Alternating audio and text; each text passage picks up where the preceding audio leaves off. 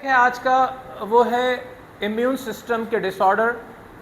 इसमें हम दो टॉपिक को डिस्कस करेंगे, एलर्जी और ऑटो इम्यून डिसऑर्डर या ऑटो इम्यून डिजीज़ भी कहा जाता है।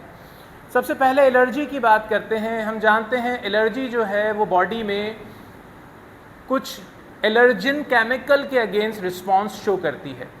अच्छा, पहले नॉर्मल बिहेवियर की बात करें। आपने देखा होगा जब डस्ट नाक में जाती है तो बॉडी उसके अगेंस्ट स्नीजिंग प्रोसेस शुरू करती है, छींक आने का प्रोसेस शुरू हो जाता है। छींक क्या है? हम जानते हैं कि एक डायाफ्राम का तेज़ी से ऊपर की तरफ प्रेस होना और बॉडी एक प्रेशर से उस डस्ट पार्टिकल को निकालती है। लेकिन हम देखते हैं एलर्जी की सूरत में सम टाइम बहुत ज़्यादा छींकें शुरू हो जाती हैं, स्किन के ऊपर गोस्ट बम्प्स शुरू हो जाते हैं, इरिटेशन शुरू हो जाती है।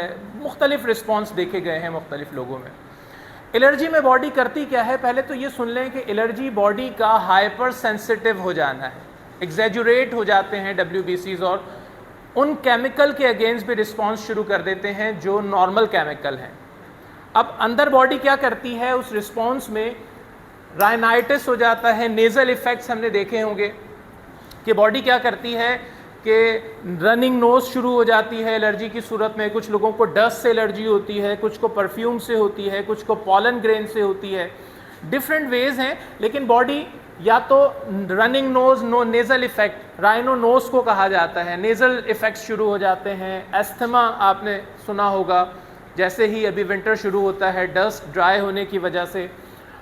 एक्जिमा, स्किन के ऊपर आपने देखा है डिसऑर्डर आ जाता है। हाइव्स कहते हैं रैशेस पड़ जाना, रेड रेड स्किन के ऊपर खुजाने की वजह से। और एनाफाइलेक्सिस, ये बॉडी का बहुत हाइपर सेंसिटिव होकर डिफरेंट केमिकल को बॉडी में रिलीज़ करना, और ये ख़तरनाक है, इसकी वजह से डेथ भी हो जाती है।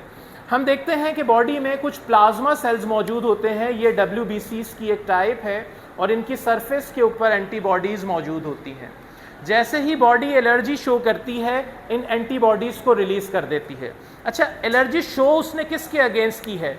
अगर वो पॉलन ग्रेन के अगेंस्ट होती है या किसी पेट एनिमल के हेयर्स और फर वगैरह होते हैं उनके अगेंस्ट होती है, या किसी भी केमिकल, परफ्यूम की भी एग्जांपल ले सकते हैं, वो एलर्जिन केमिकल जब अंदर आते हैं तो उन केमिकल के अगेंस्ट बॉडी इन एंटीबॉडीज़ को रिलीज़ कर देती है जिसका नाम IgE है।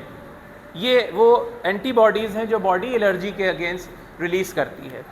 इन एंटीबॉडीज़ के दो काम हैं, एक तो ये फ़ौरन जाकर उन एलर्जिन केमिकल को बाइंड करती है इस वे में, और दूसरी तरफ ये ग्रेन्यूलोसाइट्स जो कि WBC की टाइप हैं, बेजोफिल और मस्ट सेल, उनको जाकर हिट करती है और उनकी वजह से हिस्टामिन एक केमिकल बॉडी से रिलीज़ हो जाता है।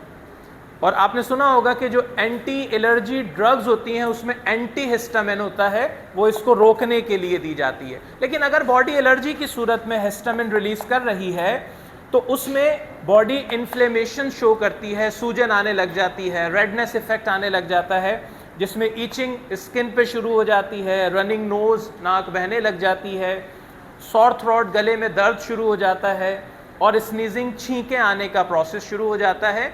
ये किसके रिलेटेड सिम्टम हैं? एलर्जी से रिलेटेड, जो WBC ने बेजोफिल सेल से हिस्टामिन रिलीज़ किया था। ये तो एलर्जी हो गई।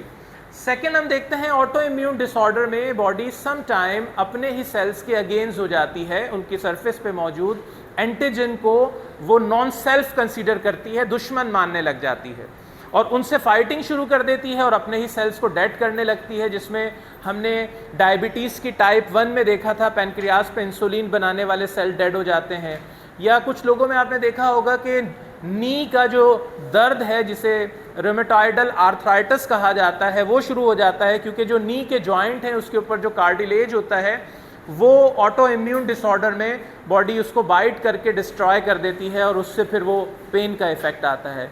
इसके अलावा भी बॉडी के बहुत सारे ऑटो इम्यून डिसऑर्डर हैं, जिसमें सोराइसिस का भी आपने कॉमन नेम सुना होगा, या किलॉइड भी स्किन का डिसऑर्डर है, उसके अंदर भी ये होता है। तो ऑटो इम्यून डिसऑर्डर में बॉडी के अपने ही सेल्स की सरफेस के एंटीजन स्लाइटली चेंज होने पर WBC उन्हें एनिमी कंसीडर करते हैं और उनसे फाइटिंग शुरू कर देते हैं। तो ये वाला सेकंड टॉपिक था जो हमने कंप्लीट किया। नेक्स्ट क्लास में